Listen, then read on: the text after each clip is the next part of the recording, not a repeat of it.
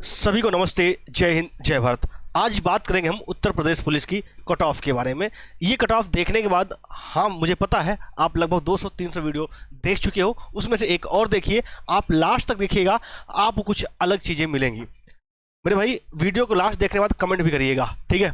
तो मैं आपको बताता हूं, क्योंकि आप सबने लगभग 200-300 वीडियो देख ही रखी है, तो उनमें से अगर आप देखोगे तो इससे आप देखोगे पूरा कंप्लीट एनालिसिस के बाद आप खुद अपना दिमाग लगा के खुद कट ऑफ का एक कहीं ना कहीं ये माइंडसेट लगा सकते हो कि भाई कितनी कट ऑफ जाएगी। तो हम बात करेंगे आपका सभी मुद्दों पे कि फिजिकल के लिए कट ऑफ कितनी जाएगी, नॉर्मलाइजेशन में मार्क्स कितने आपके बढ़ सकते हैं। मेन मुद्दा, क्योंकि आपका अगर इफेक्ट करेगा तो नॉर्मलाइजेशन ही इफेक्ट करने वाला है। तो आइए हम बात करते हैं एक एक चीज़ का। तो मेरे भाई सब नॉर्मलाइजेशन की बात करेंगे। अब देखो, अगर आंसर की भी देखा जाए तो आंसर की भी भाई पहली बार ऐसे किस्तों में आ रही है, डेट वाइज अलग अलग डे पे आ रही है, जिस हिसाब से एग्जाम हुआ था उसी हिसाब से।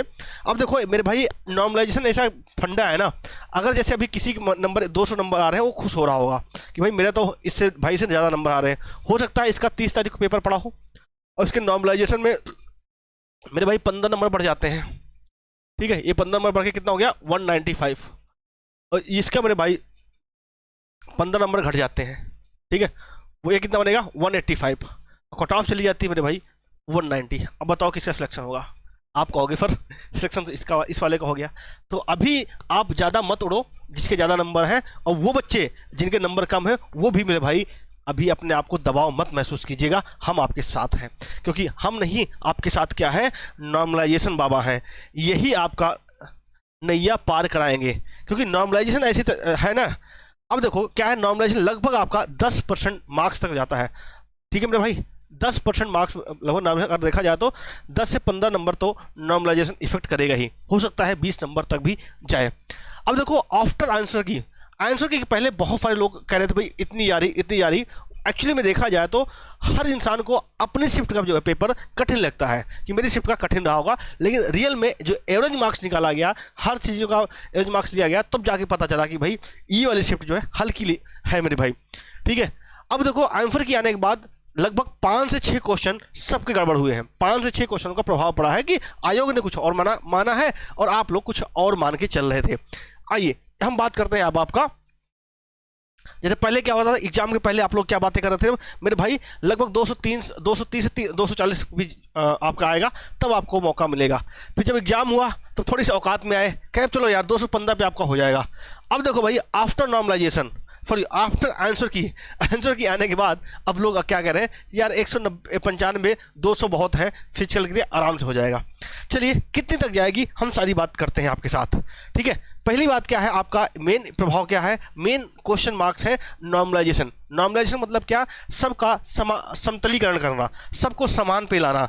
तो सीधी सी बात है, अगर आप जैसे ना किसी को कुछ भी बांटोगे तो मेरे भाई सबको बराबर नहीं बांट पाओगे। उसी प्रकार जब पेपर बनाया जाता है, इतने शिफ्ट में पेपर हुआ है तो सबको समान क्वेश्चन का लेवल नहीं किया जा सकता, तो इसलिए क्या करते हैं, वो मार्क्स के आधार पे सबको बराबर किया जाता है, ठीक है। अब ये नॉर्मलाइजेशन होता किस पे है, ये देखा जाता है कि कौन से जो है शिफ्ट जो है हार्ड हुई है, जो शिफ्ट हार्ड हुई है, और कौन सी शिफ्ट जो है आपकी ईजी रही है। और हार्ड और इजी कैसे आप पता करेंगे, इस शिफ्ट का जो है एवरेज मार्क्स अगर कम है तो भैया ये जो है शिफ्ट हार्ड है, अगर इस शिफ्ट का एवरेज मार्क्स ज़्यादा है तो ये शिफ्ट आपकी इजी होगी। अब इसका एवरेज मार्क्स कम है तो दोनों को जो है, इसको कम है तो इसको भाई ले आएंगे यहाँ पे, इसको भी लाएंगे और दोनों को बराबर किया जाएगा। इसका जो है कम किया जाएगा, इसका जो थोड़ा ज़्यादा किया जाएगा, फिर इसी को कहते हैं नॉर्मलाइजेशन साधारण भाषा में। अब देखो, अब आप कहोगे फिर किस शिफ्ट की बात है, तो मेरे यहाँ पे देखो जो एवरेज ये क्वेश्चन है मेरे भाई, एवरेज क्वेश्चन, तो इनसे एनालिसिस किया जाता है कि भैया कितने क्वेश्चन कितने लोगों को सही है। तो यहाँ पर निकल के आती है 23 तारीख और 30 तारीख की, 23 तारीख की दोनों पाली और 30 तारीख की दोनों पाली, इनके जो है क्वेश्चन थोड़े से हार्ड रहे हैं। यहाँ पे बच्चों के जो एवरेज क्वेश्चन हैं वो थोड़े से कम सही मिल रहे हैं, तो ये आपकी हार्ड शिफ्ट मानी जा रही हैं। अगर ये हार्ड शिफ्ट मानी जा रही है तो इनके मोस्ट चांसेस हैं कि इनके नंबर ज़्यादा बढ़ेंगे, इनके नंबर ज़्यादा बढ़ेंगे। दो तरीका होता है मेरे भाई नॉर्मलाइजेशन का। एक तरीका होता है कि सभी के मार्क्स बढ़ाए जाते हैं, लेकिन जो हार्ड शिफ्ट होते हैं उनके नंबर ज़्यादा बढ़ाए जाते हैं, जो इजी शिफ्ट रहती है उनके नंबर कम बढ़ाए जाते हैं। एक तरीका तो ये हो गया।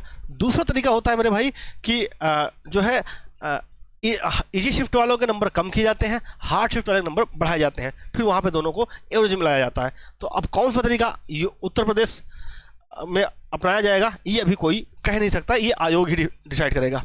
अब आइए मेन आपका जिसका आपको हर पल का इंतजार था, आपकी रही है कट ऑफ।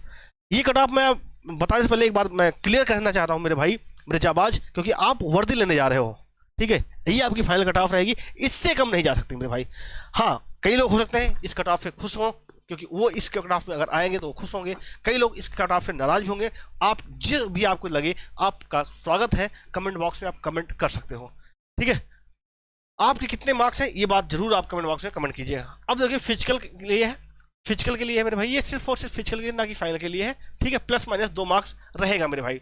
अगर मैं जनरल कैटेगरी की बात करूँ तो 200 नंबर अगर आपके बनते हैं, ये मैं कह रहा हूँ विदाउट नॉर्मलाइजेशन की बात कर रहा हूँ मैं, विदाउट नॉर्मलाइजेशन। अभी इसमें नॉर्मलाइजेशन होगा तो मार्क्स बढ़ेंगे, ठीक है, क्योंकि अभी कितने मार्क्स तक बढ़ेंगे, कितना बढ़ेगा, ये सारी चीज़ें हम एज्यूम कर सकते हैं बस।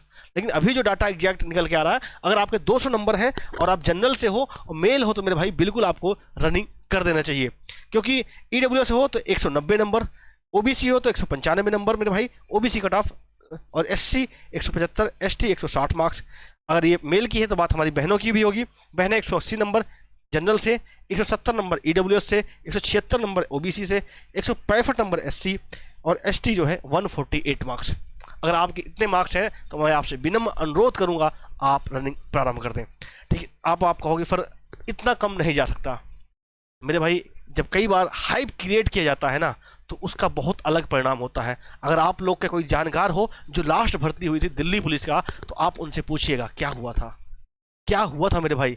कट ऑफ इतनी कम गई थी फाइनल की कट ऑफ, लोगों को बहुत लगा था कि कट ऑफ बहुत ज़्यादा जाएगी, लोग फिजिकल ही देने नहीं गए थे, फिजिकल ही देने नहीं गए थे। और जो बच्चे और जो कट ऑफ गई थी उससे भी अनुमानित कट ऑफ कम गई थी मेरे भाई।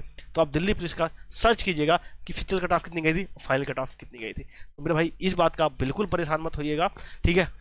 और रही बात आपके उत्तर प्रदेश पुलिस का, तो अच्छी खासी वर्दी है, इस बार का जुनून है आपके पास, 60,000 से ज़्यादा पद हैं, ये आपके लिए बेहतरीन मौका है। तो जिन्होंने चैनल को अभी तक सब्सक्राइब नहीं किया हो, सब्सक्राइब कर देना मेरे दोस्त, और ज़रा कमेंट करके ये बात जरूर बताना कि आपका